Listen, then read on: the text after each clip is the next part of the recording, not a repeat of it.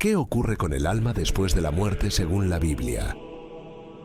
Desde el Antiguo Testamento hasta las palabras de Jesucristo, las Escrituras nos ofrecen una visión profunda y, para muchos, esperanzadora sobre el destino humano. Hoy exploraremos lo que realmente enseña la Biblia sobre este misterio, abordando temas como el juicio, la resurrección, la vida eterna y cómo estas ideas han evolucionado a lo largo de la historia del cristianismo. En las primeras páginas de la Biblia, la muerte es presentada no como un evento natural, sino como una consecuencia directa del pecado. En el relato del Génesis, Adán y Eva fueron creados para vivir en comunión con Dios en el jardín del Edén, donde no existía el sufrimiento ni la muerte. Sin embargo, su desobediencia al comer del fruto prohibido trajo consigo una ruptura fundamental en esa relación perfecta. Como parte de las consecuencias, Dios declara: «Porque polvo eres, y al polvo volverás». Génesis 3:19. Esta sentencia marca un antes y un después en la historia humana, subrayando que la mortalidad no era parte del diseño original, sino una realidad introducida por el pecado. La muerte, en este contexto, es mucho más que el cese de la vida física.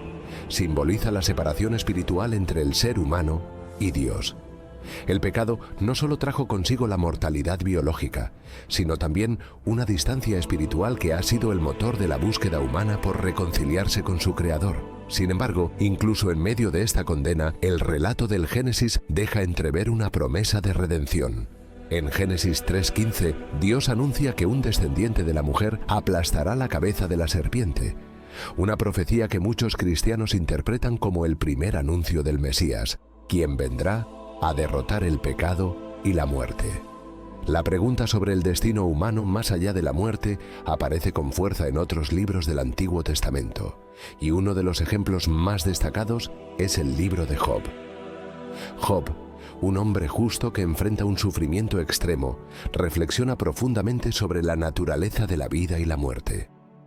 En medio de su angustia, formula una pregunta que resuena a lo largo de los siglos: «Si el hombre muriere, ¿volverá a vivir? Todos los días de mi edad esperaré hasta que venga mi liberación». Job 14:14. Esta declaración es reveladora. Por un lado, refleja la incertidumbre y la ansiedad que rodeaban la muerte en el pensamiento hebreo antiguo.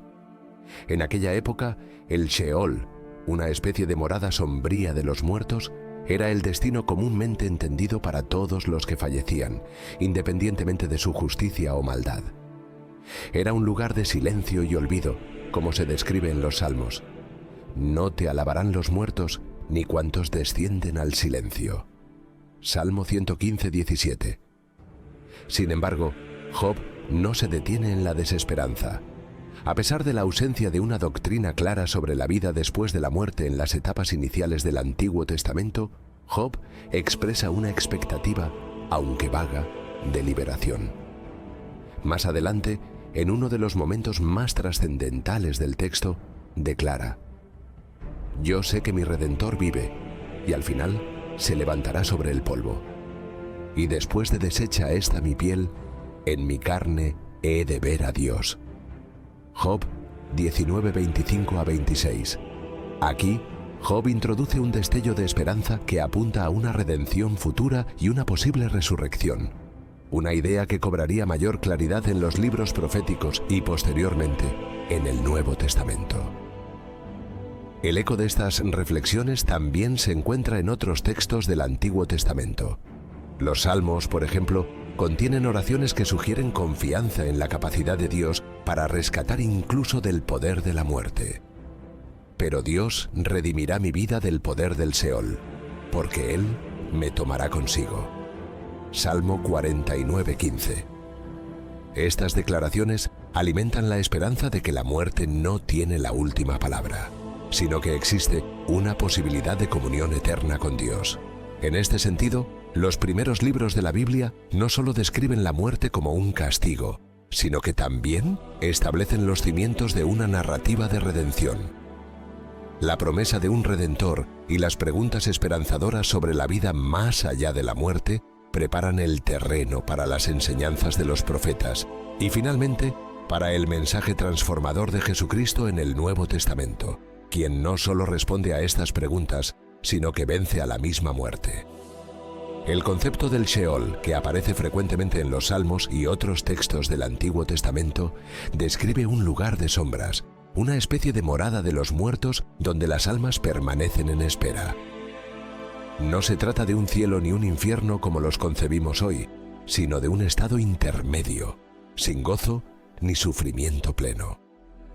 Este pensamiento refleja la visión de la muerte en las culturas antiguas del Cercano Oriente, donde la vida después de la muerte era incierta y misteriosa. Con la llegada de Jesús, la perspectiva sobre la muerte se transforma radicalmente. Cristo no solo habla del más allá, sino que afirma tener poder sobre la vida y la muerte. Yo soy la resurrección y la vida. El que cree en mí, aunque esté muerto, vivirá. Juan 11:25.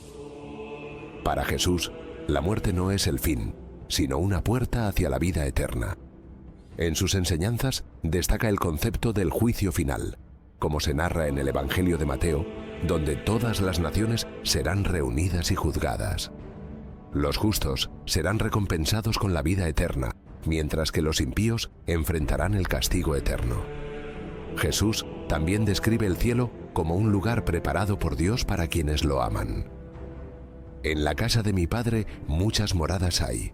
Voy, pues, a preparar lugar para vosotros. Juan 14:2.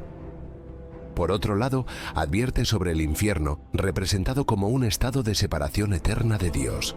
Estas enseñanzas cimentan la base de la fe cristiana, que la vida después de la muerte está determinada por nuestra relación con Dios y nuestras acciones en la tierra. Un aspecto fascinante del mensaje de Jesús es su énfasis en la resurrección del cuerpo.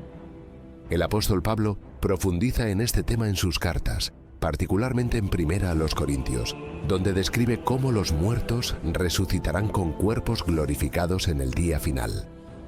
Se siembra en corrupción, resucitará en incorrupción.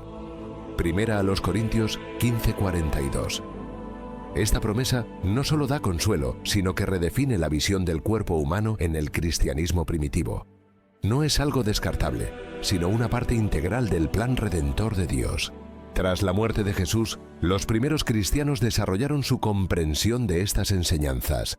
En los primeros siglos, los mártires cristianos enfrentaban la muerte con una esperanza inquebrantable, convencidos de que les esperaba una recompensa celestial. Los escritos de los padres de la Iglesia, como San Agustín, refinaron estas ideas, dando forma a conceptos como el purgatorio, un estado de purificación antes de entrar en la presencia de Dios. A lo largo de la Edad Media, las representaciones del cielo, el infierno y el purgatorio se volvieron más detalladas. Obras como La Divina Comedia de Dante Alighieri plasmaron estas creencias en imágenes vívidas que influenciaron profundamente el pensamiento popular. En esta época, la idea del juicio y las dos vías, salvación o condenación, adquirieron un peso dramático, reforzado por el arte y la predicación. Sin embargo, la Reforma protestante en el siglo XVI desafió algunas de estas ideas, rechazando el purgatorio y enfatizando que la salvación se basa exclusivamente en la fe en Cristo, no en las obras o en indulgencias terrenales.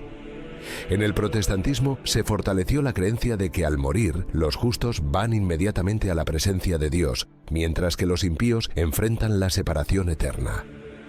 La teología moderna ha seguido debatiendo cuestiones como el sueño del alma, la naturaleza del infierno y el significado de la resurrección. Mientras algunos interpretan el infierno literalmente, otros lo ven como una metáfora de la alienación de Dios.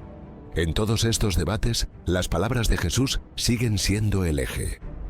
Porque de tal manera amó Dios al mundo, que ha dado a su Hijo unigénito, para que todo aquel que en Él cree no se pierda, mas tenga vida eterna.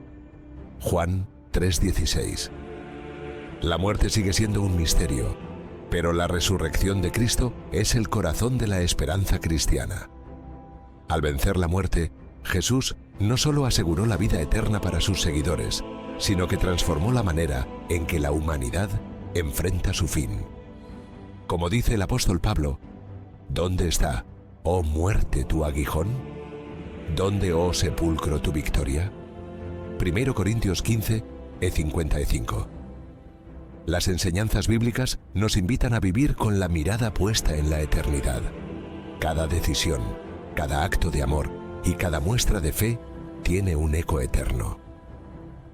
¿Qué piensas sobre estas enseñanzas?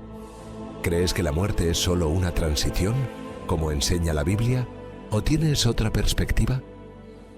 Déjanos tu opinión en los comentarios y comparte este video con alguien que se pregunte qué hay más allá.